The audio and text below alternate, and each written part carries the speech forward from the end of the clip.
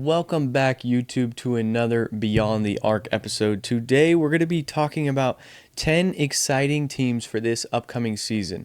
So that's going to be 10 teams, not necessarily that they're going to be championship contention, but just 10 teams to watch maybe on NBA League Pass or something like that. So if you do enjoy this content, do me a huge favor, smash the like button, subscribe to the YouTube channel, comment down below on your exciting teams that are coming up for this season. Let's have a conversation. Not saying that this is exactly right or wrong. Just go ahead and fill me in on what you think in the comments. So without further ado, let's jump right on into this. So to start, I got 5 Eastern teams and 5 Western teams that we're going to be talking about. Let's start off in the East. My number 1 team, and this is in no particular order of 1 to 5, but it is the Philadelphia 76ers. That might shock some people, of course, with the whole Paul George contract being such a problem and him being so expensive, as well as Embiid's health question mark. But what I'm very excited for is the young trio that's kind of forming over there in Tyrese Maxey, Jared McCain, VJ Edgecombe. I do wonder if Maxey and Jared McCain, how well they'll play together, just long term, on similar to like a Tyrese Halliburton, De'Aaron Fox situation, where it just didn't work because they just could not play together necessarily. But I do really like having somebody who can attack the basket like VJ Edgecombe alongside guys like Jared McCain and Tyrese Maxey. And then this offseason, Joel Embiid took that offseason just fully heel.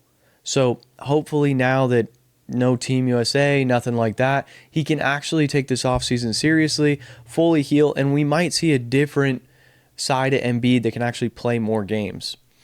Now, what Philly needs to focus on is the fact that they have so much young talent here in those top 3 guys I just mentioned, Maxey, Edgecombe, and Jared McCain. They might take it easy on Embiid, maybe only have him play 40, 50 games during the regular season so that you can kind of save his body for the playoffs there. Because that's the issue, is he just plays, he's a very hard, intensive player when he plays, and you know, he puts his body on the line, whole 9 yards. But the issue is he does that during the regular season, and then he runs out of gas during the offseason, during the playoffs. So he's just stuck in this area where he needs to be there for his team, but he's only realistically at this 70-80% of himself. So by him kind of taking a step back and understanding that I need to rest, I need to be healthy for my guys, that should help them out in the long run.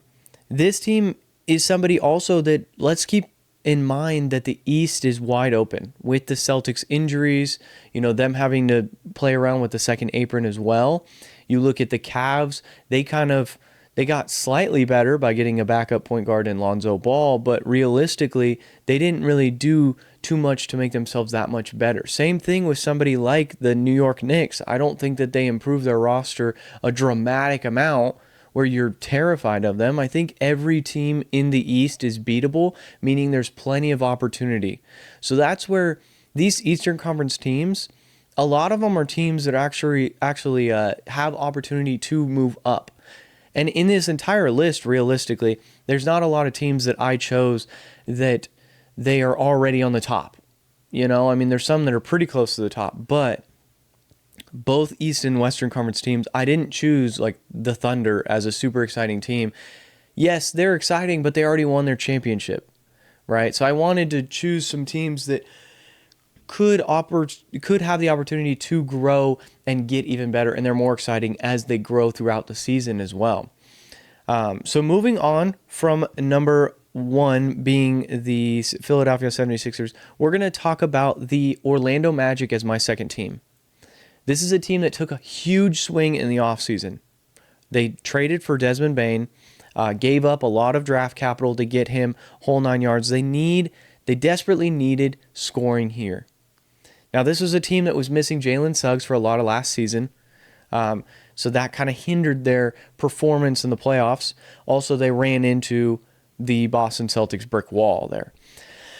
But adding Desmond Bane is huge because he was almost an all-star. So you're adding this all-star caliber player to this roster that desperately needs exactly what he provides, which is three-point shooting and scoring.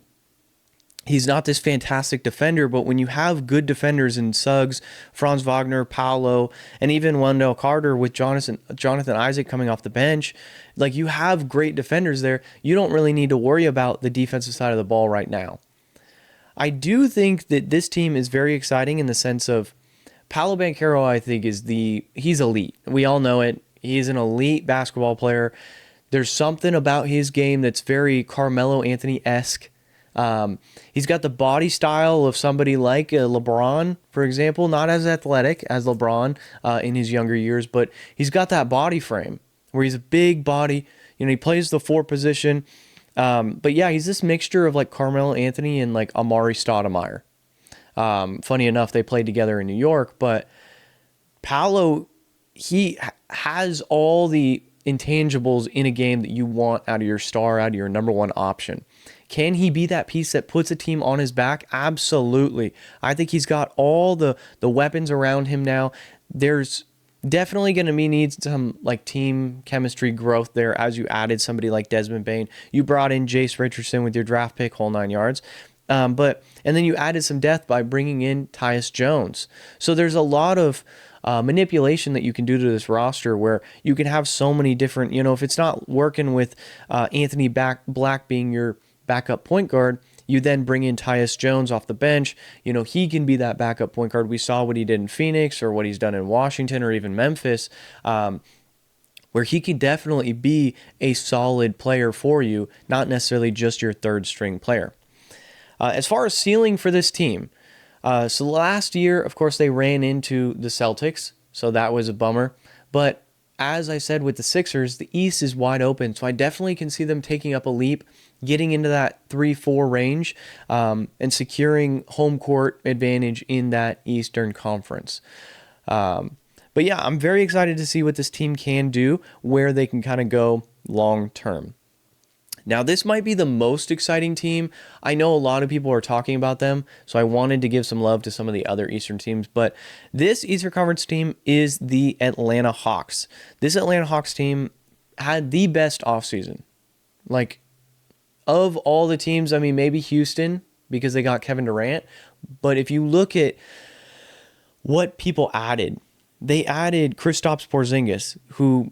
he does everything you want him to do alongside somebody like Trae Young, where catch and shoot kind of guy, but also protects the paint for when Trae Young gets blown by. You have Dyson Daniels, who, of course, that defensive stopper ball, we've seen what he can do with Trae Young.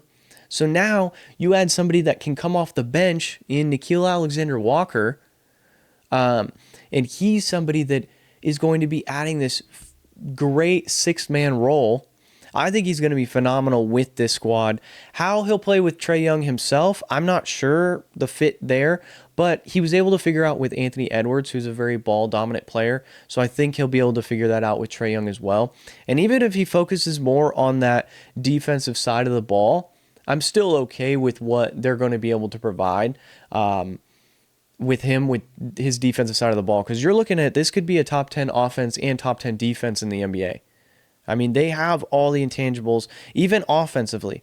Trae Young, Jalen Johnson, like the screen and rolls with Jalen Johnson and Trae Young need to happen more. Of course, Kristaps Porzingis, and then you got Onyeka Okongwu there. If you needed to mix things up where, you start Zachary Ricochet and then you move Kristaps to the 5, that's an option. Bring Onyeka Okongwu off the bench if that's not working for you. Because, of course, Okongwu's been in this awkward spot where they had Clint Capella, where they were like, well, we pay him too much money to come off the bench, but of course we need to kind of let our young guy go and let him flourish and be that number one center in our rotation. But at the same time, he's a little bit undersized. So that's why I like the pairing of him and Kristaps, because Okongwu, he can battle in the paint while Kristaps is spacing the floor. But on the defensive side of the ball, Kristaps is 7'2", so you don't have to worry about an undersized big not like being on the floor. So this is something I'm super excited about. This squad, of course, they had the number 1 overall pick last year. They got a good draft pick this year, and then they made the trade with with the Pelicans to get the swap for the best pick of next year between Milwaukee and the Pelicans, which the Pelicans don't look like they're in a good spot anyways. So you were talking about you might have this possible like top 10 pick next year. Probably because the Pelicans aren't going to be good. Who knows if like the Bucks, who knows where they're at because they don't really have a point guard. They don't have an identity right now. They're kind of in this no man land, but they have Giannis. So they could be really good. They could be really bad. Who knows? That's where the Hawks are one of those teams, just like the 76ers, that kind of underperformed last year, that went in. The Hawks went in, retooled. They got in some pieces that's definitely going to help them out, and they're going to be better to attack this Eastern Conference. I wouldn't be surprised if they end up being a team that goes to the Eastern Conference Finals or even the Finals because this East is wide open for them. I mean, in my opinion, like, I think that they could compete with those top dogs in the East, with the Cavs, with the with the Celtics, of course, at their level, and even we talk about everyone in the East: Orlando, Detroit, all those squads. You can't tell me that the Hawks can't compete with those guys. Like, they definitely have all the firepower. They've got the offense. They got the defense. Like, right. An issue that you might run into would have been like the Jarrett Allen, Evan Mobley combo that Cleveland has, but now you have Onyeka Okongwu and Kristaps Porzingis to kind of compete with them, right? Like, I think that they've got everything they need. A lot of versatility here on the lineup. What wins you games? Like, the Celtics proved on their championship run that having a lot of wings can help you win. Same thing with the Thunder on their championship run. They had a lot of guys that they could throw at anyone they needed. As in, like, you had Alex Caruso who could defend multiple positions. Jalen Williams who can defend multiple positions. You have Dyson Daniels who can defend multiple positions. Jalen Johnson, same thing. Ricochet, same thing. Nickeil Alexander-Walker, same thing. You've got this squad here that they can adapt.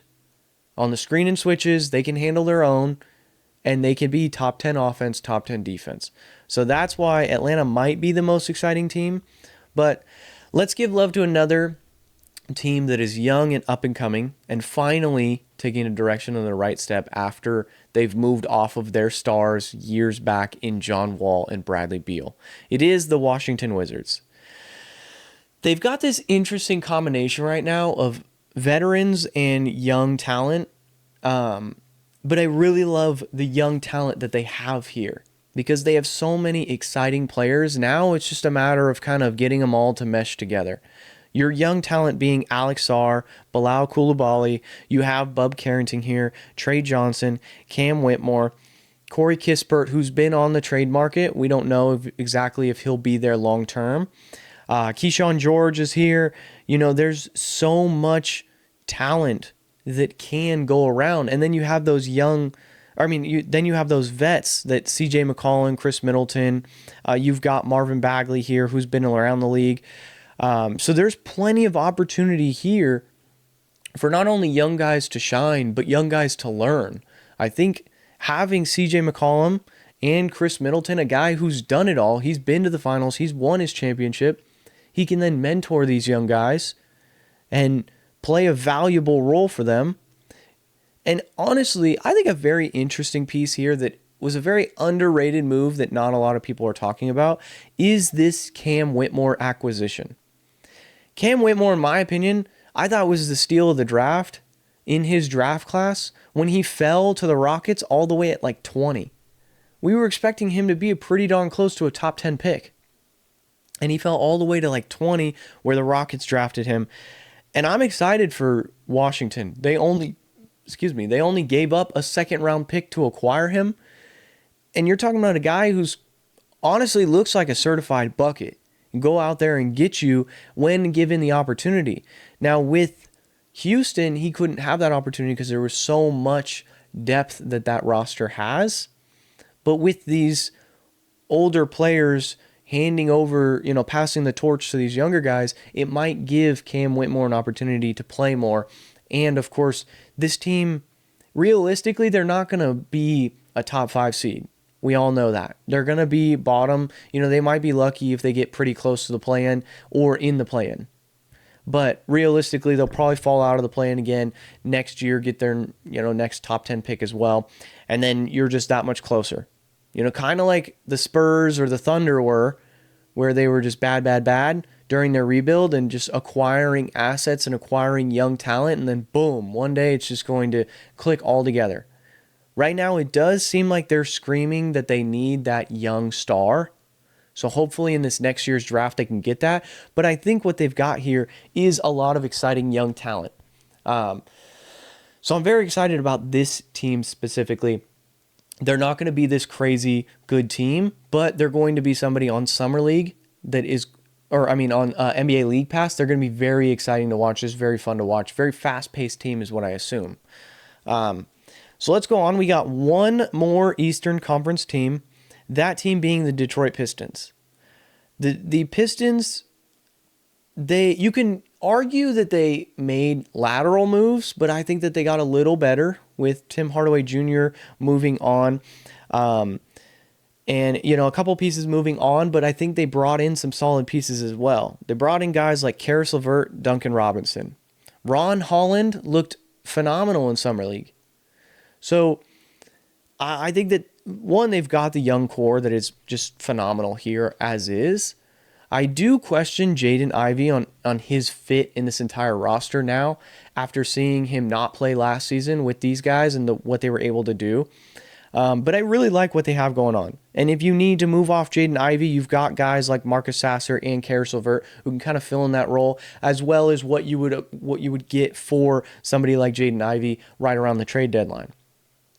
But this team, they saw an opportunity in the East, and they, instead of going out and making that big splash move to go get a guy like Kevin Durant or something like that, they're trusting in their young talent and their development. And they're saying, hey, we don't need this big star talent right now because we've got our big star and who we believe in, and that's Cade Cunningham and Ausar Thompson, right? We're going to just focus on these role players, getting our guys, our young talent to grow together. Cade Cunningham in the playoffs looked freaking phenomenal. You can't tell me otherwise. He looked great. He looks like a number one option. He looks like a superstar in this league. So with that, you only need to get better, similar to the Thunder, right? Rather than the Thunder, they had so much assets from when they acquired Paul George and whole nine yards that they decided, instead of just going and making the big splash move, we've got our core and who we believe in Shai Gilgeous-Alexander, Jalen Williams, whole nine yards. So they said, let's just go get players that'll help, let's go get those role players, the Alex Carusos, the Isaiah Hartensteins, etc. And that feels a lot like what the Pistons are doing too, where you have that superstar elite guard, Cade Cunningham, just like Shai. You've got your number two option, Ausar Thompson, versus, Jalen Williams, similar, right? And then you went out in the offseason and you picked up tools that will help you, but they're not necessarily superstar caliber guys, as in Karis LeVert, Duncan Robinson, similar, Alex Caruso, Isaiah Hartenstein. This team, what they could use, I'm not a big fan of Isaiah Stewart. I think, he's a little bit undersized, not my cup of tea necessarily. I think he's a solid player and he can be something in this league. I just think for Detroit and trying to make a run in the deep playoffs, I think they need a better backup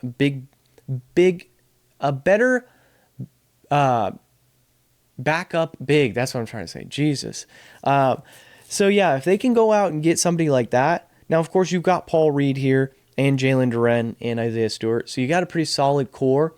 But that's just kind of nitpicking at what they could use. Realistically, I think you just let them run, let them go, and you just let these guys free, just like you did last season. I think they're only going to get better. So now that's been the 5 teams in the East. Let's just go over those guys one more time. It's the Sixers, the Magic, the Hawks, the Wizards, and the Pistons. There are other exciting teams, of course, right? I'm curious on like the Brooklyn Nets and what they've got going on over there because they have so much first round picks from this year. They had 5, but none of them really jumped off the page at me. So that's why I didn't choose them. The Celtics, of course, injury ridden. You had somebody like the Knicks who are cool, but not super exciting in my opinion. They're just kind of grit and grind, which isn't going to be super exciting. Um, and then like the Cavs, like I said before, they didn't make these Jurassic moves. They're kind of running back a lot of the same roster. So the next team, let's move on over to that Western Conference. Let's talk about the Los Angeles Clippers. The Clippers just made a big splash move acquiring Bradley Beal. They brought him in only on an $11 million a year contract. Like, pretty solid, in my opinion, for a guy like Bradley Beal, who, let's be honest, he can take over games. He can be that number one option if you really need him. But with this roster, he's not going to need to do that. They also brought in backup point guard Chris Paul, which, again, he's going to help around this roster wherever he's needed at this point in his career. They have a pretty solid, honestly, they're pretty darn deep. They've got, like, I want to say 12 guys that I would trust in this lineup.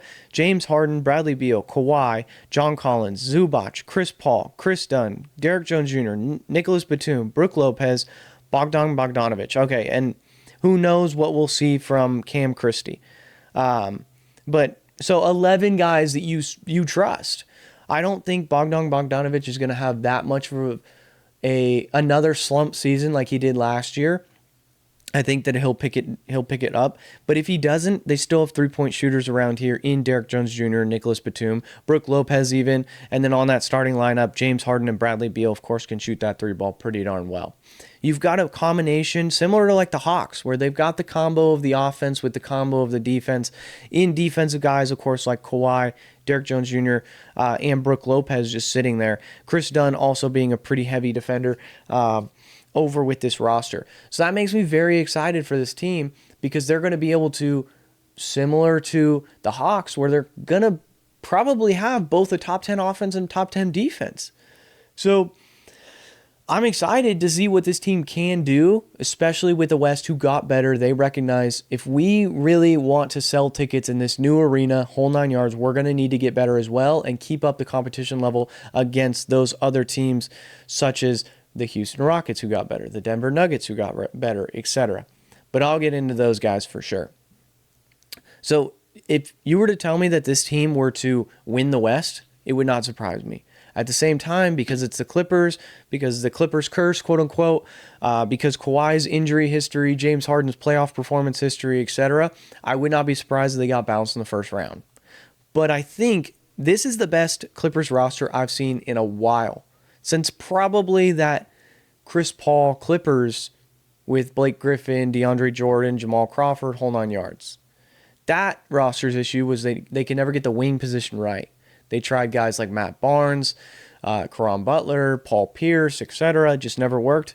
Here, if Kawhi can stay healthy, they've got the wing position under lock. Realistically, the hole on this roster, probably your backup two, because like Chris Dunn or Bogdanovic, if both of them are kind of not performing well on that offensive side of the ball, that could be an issue. But overall, I'm excited about this roster. I don't think they'll have a problem with it.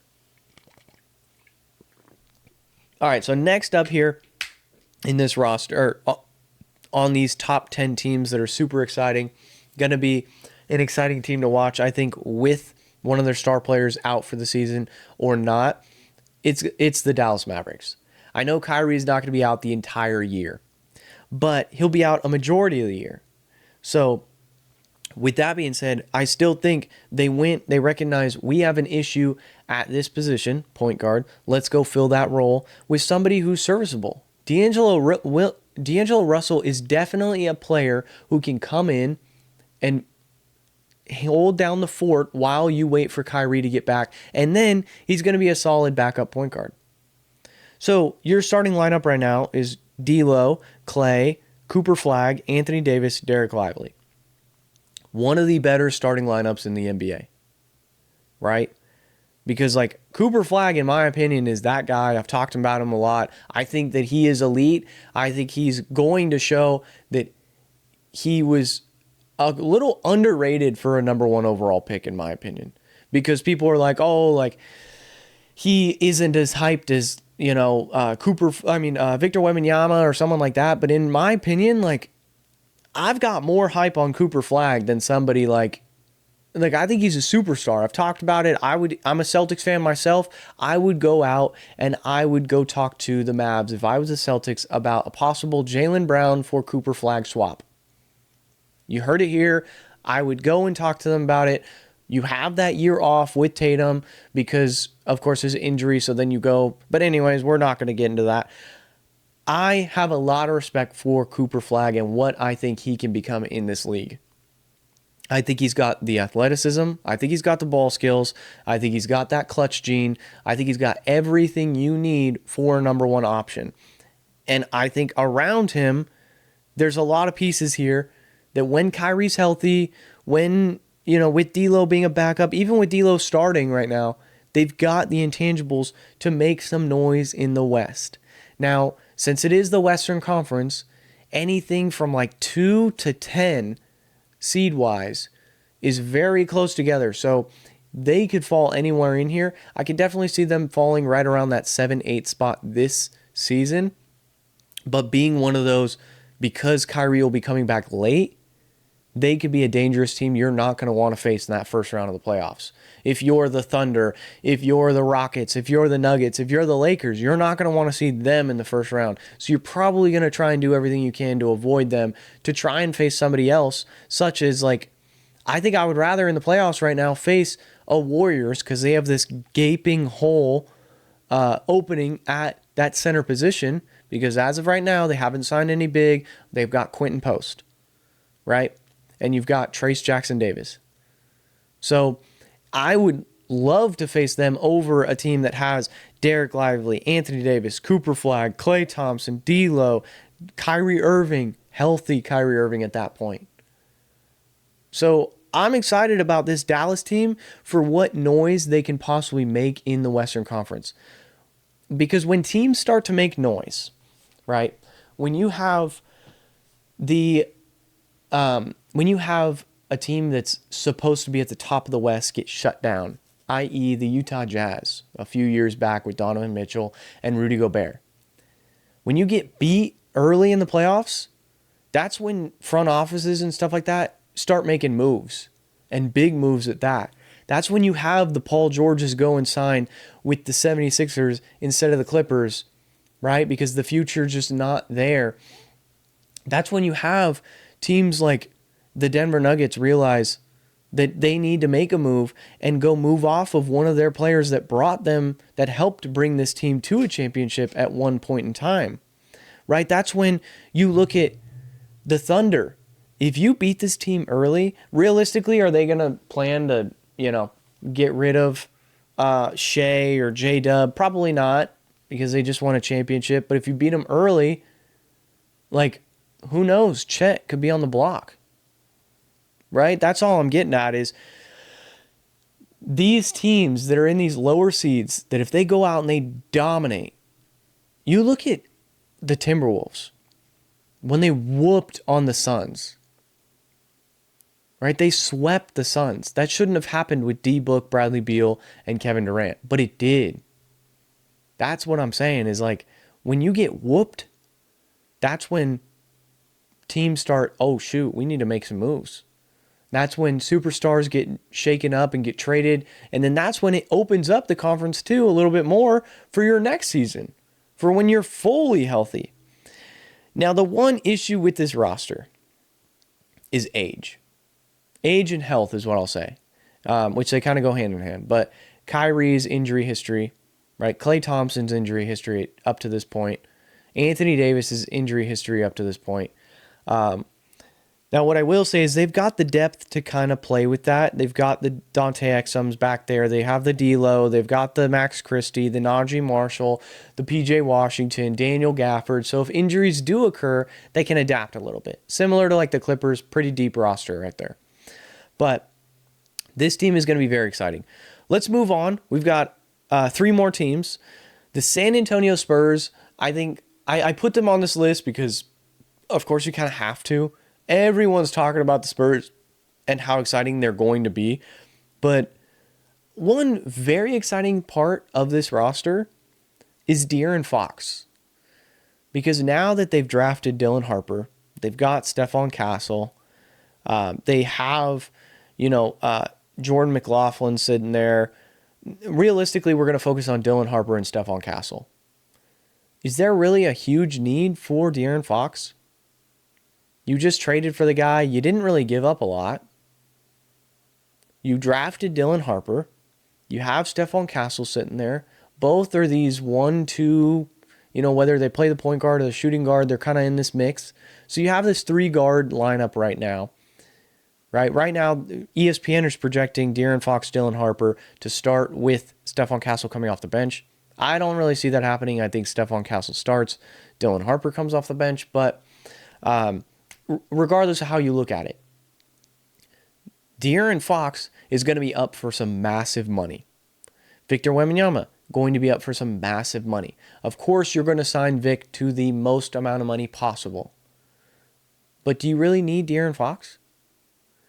So we could see a move where trade deadline starts rolling around. This team's kind of cooking with fire and just like, hey, our young guys are good.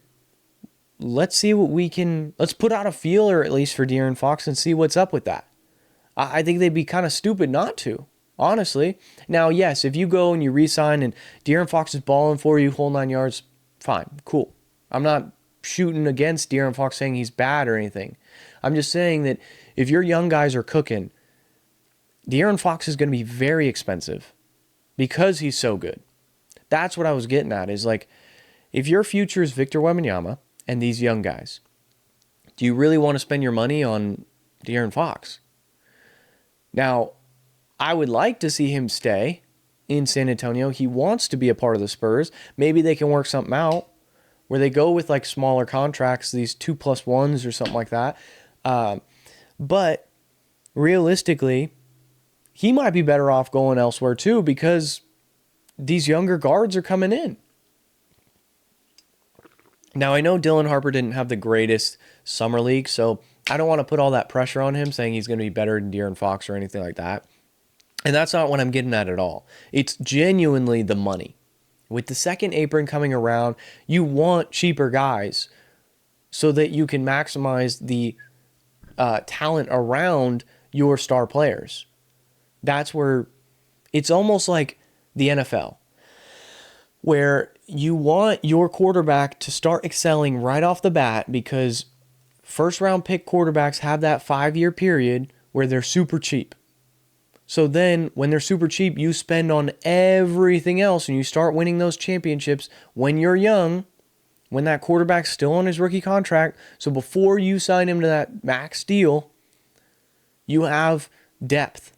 And that's the same thing here. It's like, do you want depth or do you want De'Aaron Fox? Because that might be what it comes down to this next offseason. All right, but I do think they are a very exciting team to watch for sure. I do think they are lacking a little bit on the wing position with Devin Vassell, Keldon Johnson, Harrison Barnes, Jeremy Sohan. But I will say I really enjoyed Carter Bryant, and I think he will become the starting 3 or 4 in this lineup eventually.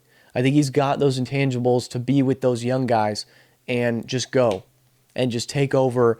So that's where you would leave whichever one he doesn't fill, the 3 or the 4, you go and you probably upgrade that spot as well. And that might be where you take De'Aaron Fox and you ship him off somewhere else to get that other position filled for you, because then you'd run a lineup of, like let's say De'Aaron Fox gets traded, right?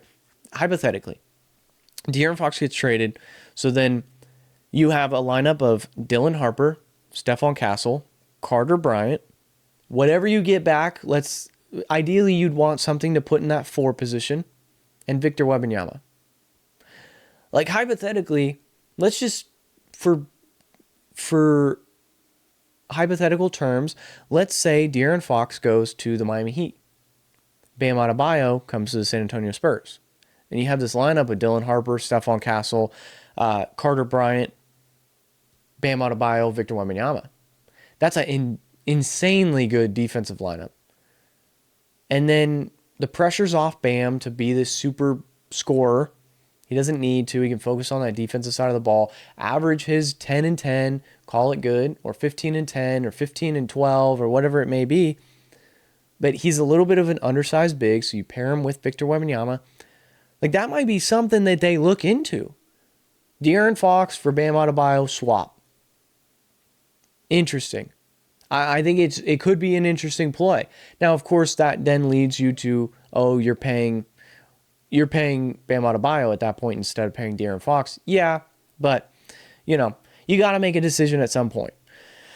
So there's a team that definitely could shake things up in the West as well. They're a dark horse where this season they can land anywhere from 12 to 2 and anywhere in between, just depending on, one, Victor Wembanyama's development and his growth, and two, where these young guys end up being, how fast and how far they're excelling, with especially your rookies Dylan Harper and Carter Bryant, and then your second-year player in Stephon Castle. Another team, we have two teams left. Another one I want to talk about is the Denver Nuggets. The Denver Nuggets, I think, are one of those teams where it's just a bunch of grown men on these rosters. Like, I didn't think that the Thunder were going to be able to dethrone the Nuggets, because in Game 7 this year in the playoffs, I thought it was boys against men, where the Nuggets are experienced and they've been there before, whole 9 yards, and the Thunder are these young kids. But the young kids eventually will take over. So that's what they did.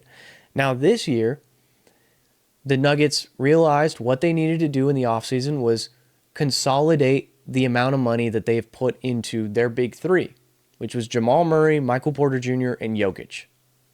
And Michael Porter Jr. was the odd one out because he wasn't performing up to the level that he should have been.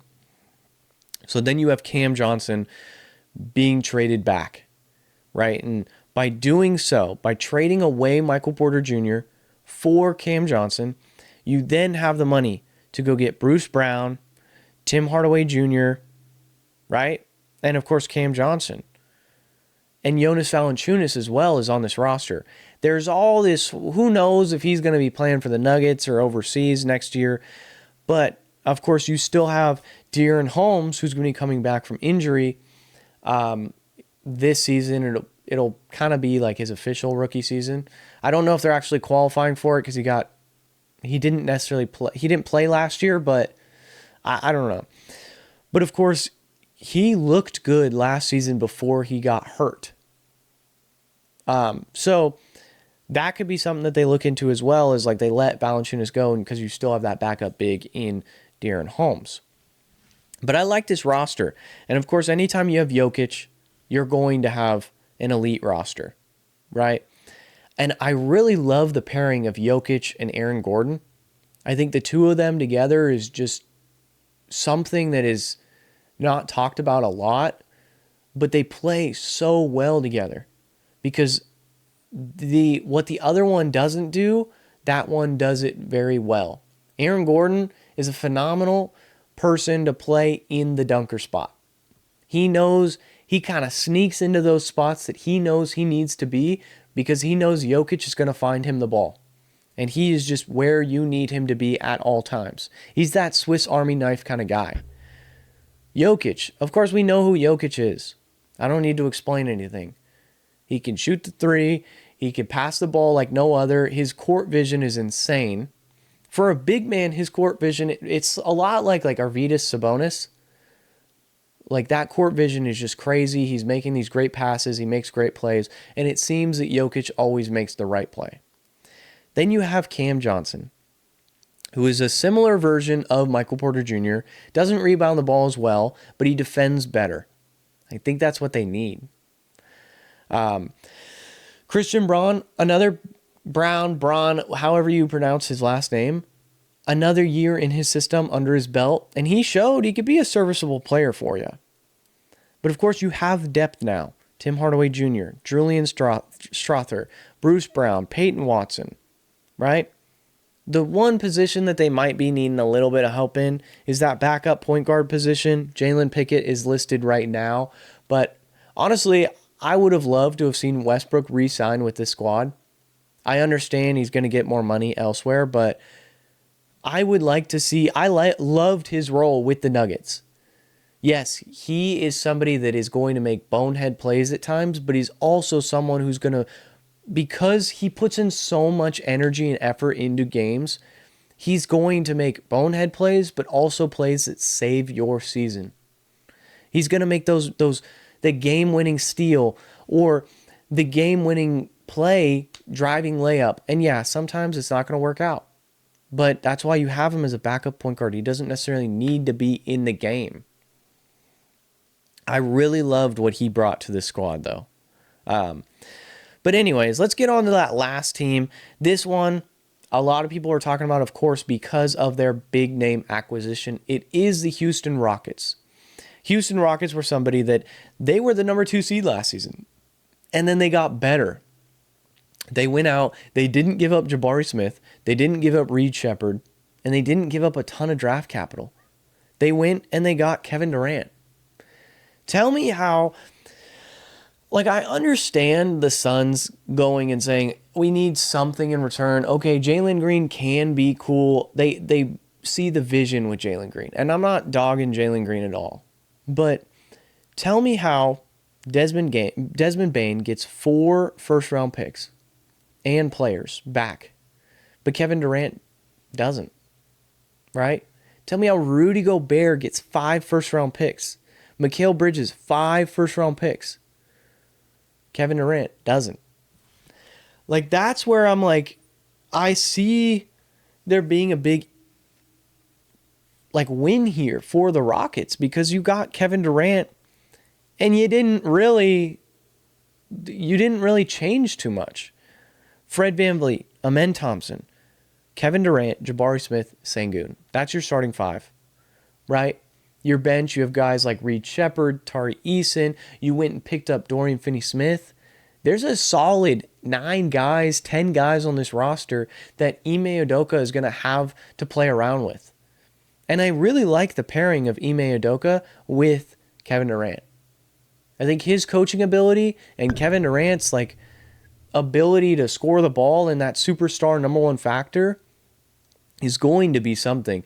And this could be a huge turning point too in Kevin Durant's career with his identity. Because after OKC, he kind of became this journeyman. Right? He started in OKC, brought him to a finals. They didn't win. Then he was like, all right, it's time to move on. I'm going to take my talents over to Golden State. Wins a couple rings there. All right, it's time for me to do my own legacy. I'm going to go to Brooklyn.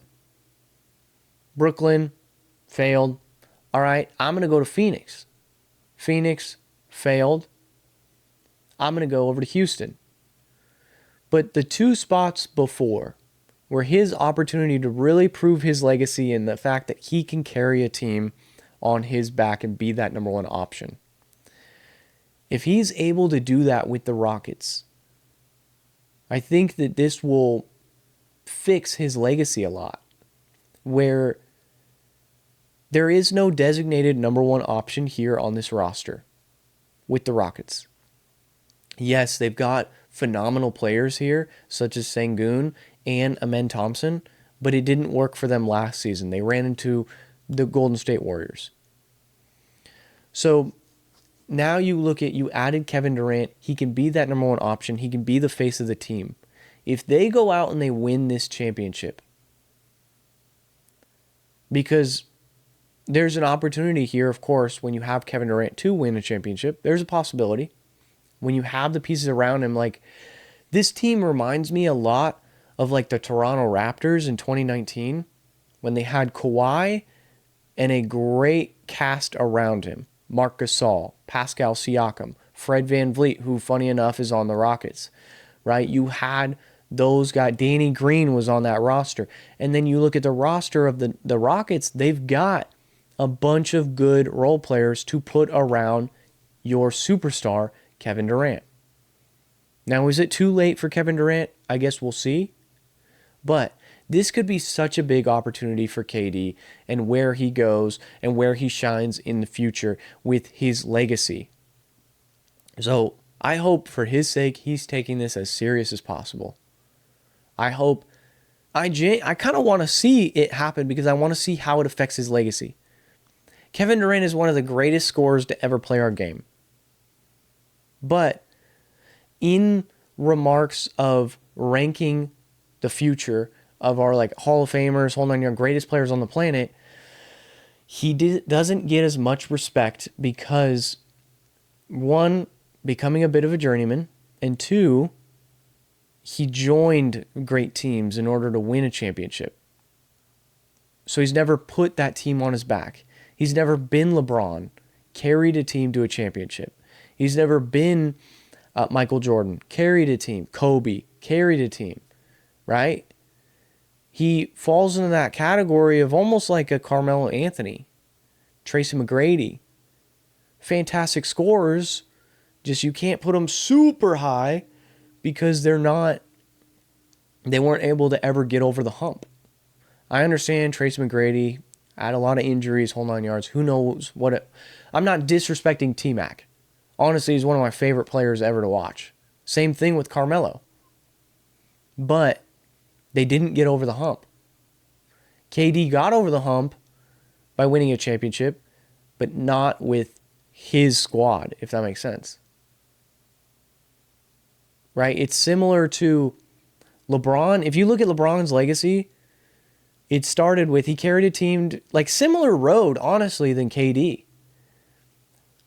At the beginning of their career, they carried the team that drafted them all the way to a championship and they failed. Then they went and joined up with superstars to win a championship, i.e. Golden State, i.e. Miami Heat. Then you look, this is the issue, the third destination. LeBron goes back home to Cleveland, wins a championship there. KD moved on to Brooklyn to go play with his buddies, and it failed. That is the problem right there. Then you go over to Phoenix and you say, hey, I want to win a championship here, and it fails. And then you go to Houston now. Houston is your opportunity to fix your legacy if you're Kevin Durant. So I hope for his sake that they do it. I think they got good odds this year. They got to get through a tough Western Conference, of course. But any one of those, like I said, 2 through 10 are typically like 2 games away from one another where you can be at the top of the West or you could be at the bottom of the West quick. So those are my 10 teams. If you guys did enjoy this video, do me a huge favor, smash that like button, subscribe to the YouTube channel, comment down below on what teams you'd agree with, what teams you wish you would have seen. Let's have a conversation in the comments down below. So without further ado, guys, be sure to like, subscribe, comment, etc. It's been another Beyond the Arc episode, and I'll catch you guys in the next one. Peace.